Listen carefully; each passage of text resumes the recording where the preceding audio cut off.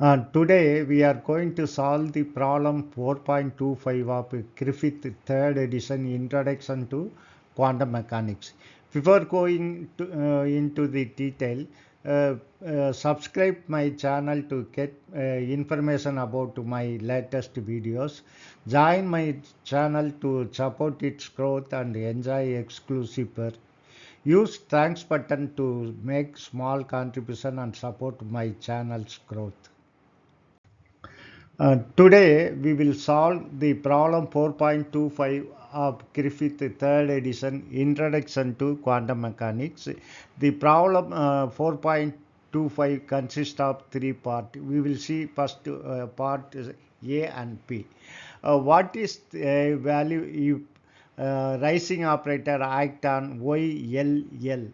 So that is no calculation is allowed. So the section A is what will happen when L plus act on LL, that is it is LM, normally designated as LM, and the M value varies from minus L to plus L. So minimum value is minus L, maximum value is plus L. So what will happen when rising operator act on it? It cannot go beyond L. So it will be equal to 0. So without doing calculation, we found the value. Then what about section P? So use the result of A, that is when rising operator act on YLL, you will get 0. You use that result together with 4.30 and the fact that LZ YLL equal to H cross L YLL. Here in earlier problem, that is problem 4.24, that is problem 4.24,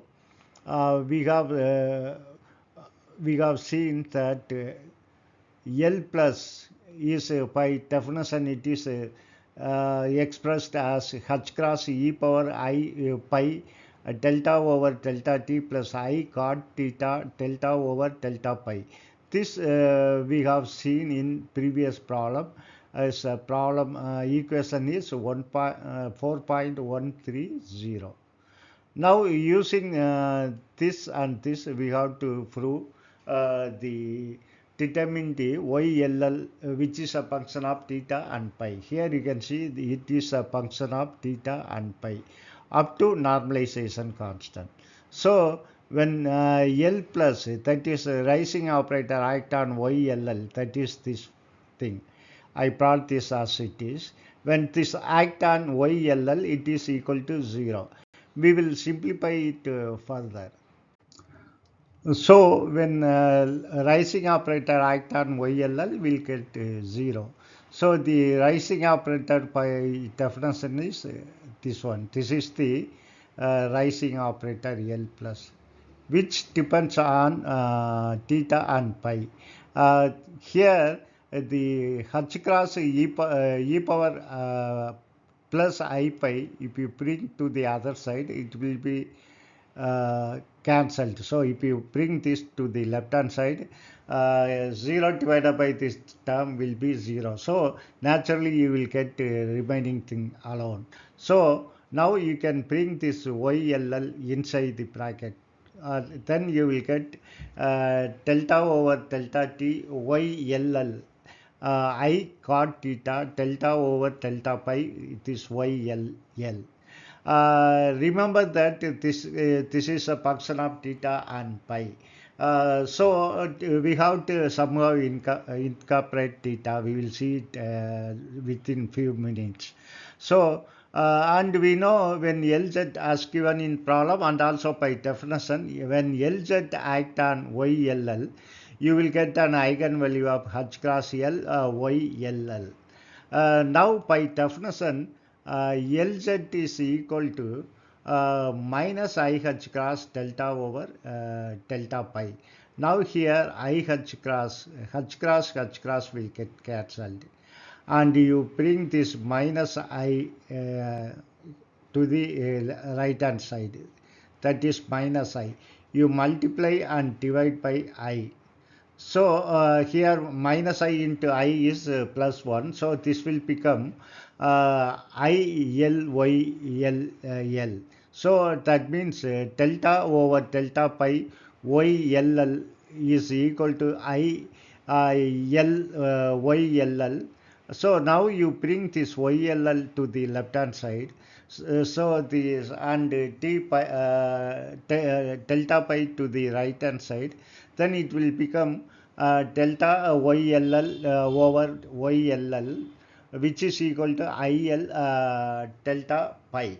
Remember that this is partial derivative, so some integral constant you will get when you take integral. First you take integral on both side here. So if you integrate left hand side, you will get natural logarithm of YLL. And right hand side, if you integrate delta pi, you will get pi. So which will be IL pi. So some integral constant will come. Let it take care later. That integral constant is function of theta, because this is function of theta as well as pi. You have to keep that in your mind. Now we got this expression, natural logarithm of YLL equal to IL pi. Of course, you will get some integral constant. Now if you take exponential on both sides, then YLL equal to e power I L pi. E power I, we are taking exponential, and of course there is a constant. That constant we will take as a function of theta, f of theta, because you know that by definition L plus is having theta and pi. So now if L plus act on this YLL, YLL here is f theta e power I pi, which is equal to 0. Now you bring this term inside the bracket. Of course, you can cancel this. When it goes to right hand side, it will become 0. Right hand side still 0, because if you divide by this parameter, it will be 0. So also I have brought this term inside the bracket. First what we are going to do is, first we are going to differentiate with respect to theta, but this exponential term is independent of theta, so I am bringing that out. So the first term will become e power pi delta f of theta over delta theta. Then the next term I cot theta. Here you have two term, f of theta and exponential term. F of theta you can keep as it is, because there is no pi here. If you differentiate this, you will get IL e power I pi, which is equal to 0. We will try to reduce it further. We got this expression now. We are going to simplify this. First, you remove exponential term. Both are common in both parameter. If you bring to the right hand side, this will be if 0 divided by something is 0, so you can cancel these two terms. This and this will get cancelled.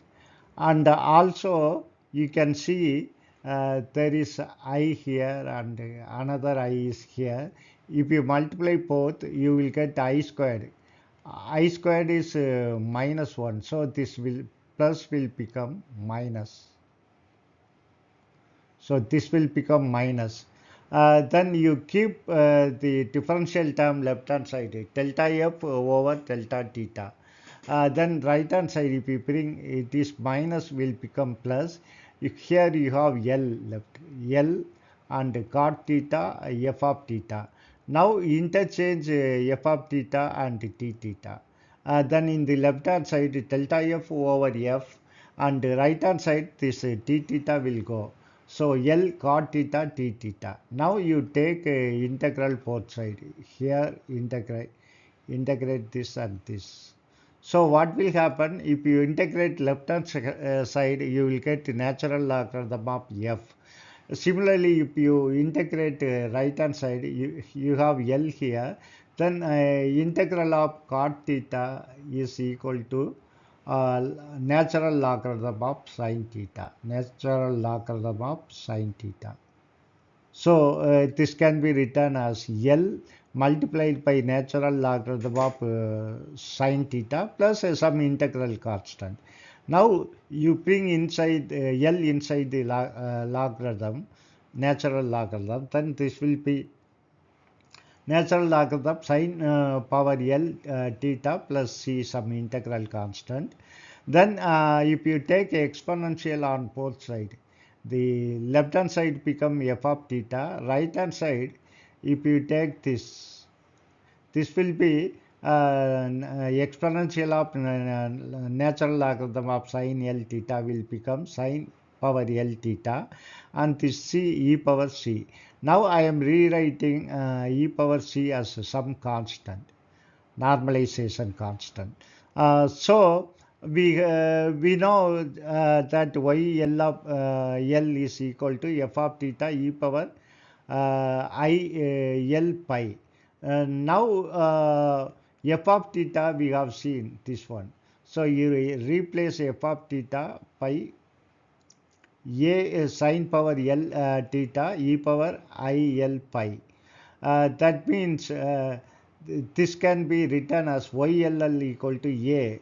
This A is normalization constant and you take L outside. So this will become sine theta e power I pi whole power L. This is the angular part of the wave function. Now our task is we have to find this normalization constant. We will see it in part C. Part C is determine the normalization constant by direct integration. Compare your final answer to what you got in problem 4.7. So here we have found this angular part of wave function YLL equal to A multiplied by sine theta e power I pi whole power L. Now, in order to find the normalization constant, the integral modulus YLL squared t omega must be equal to 1. Here in three-dimensional angular part, t omega is equal to sine theta sine theta t theta t pi. So this can be written as YLL, you know. So modulus A square, you square this both. Uh, if you take modulus square, I would like to highlight this point. That is this exponential term go away. Because if you take modulus of this, you will get minus I pi. E power plus I pi into e power minus I pi is 1. So you have left with only sine theta power L. So this can be written as sine 2L because we have to take square. Sine 2L theta into this sine theta t theta t pi. T pi integral limit is 0 to 2 pi and theta is 0 to pi. So this can be written as the second integral. You know the value of the second integral, it is 2 pi. So this can be written as 2 pi modulus A squared integral between 0 to pi sine 2L plus 1 because here you have one more sine theta. So this can be written as sine 2L sine power 2L plus 1 theta t theta. If you integrate this is a standard integral, then this integral value I have shown in the square bracket. That is 2 times 2 power L multiplied by L factorial whole square divided by 2L plus 1 factorial, which must be equal to 1. Now we will simplify it further. So now we got this expression. Here you remember that there is 1 2 and here 1 2. If you bring this 4 inside this bracket, then this will become 2L plus 1, because it is a 2 square. We are bringing 4 here. So this 2L will become 2L plus 1. So this will be simply pi a modulus A squared 2 power L plus 1 L factorial whole square divided by 2L plus 1 factorial, which is equal to 1.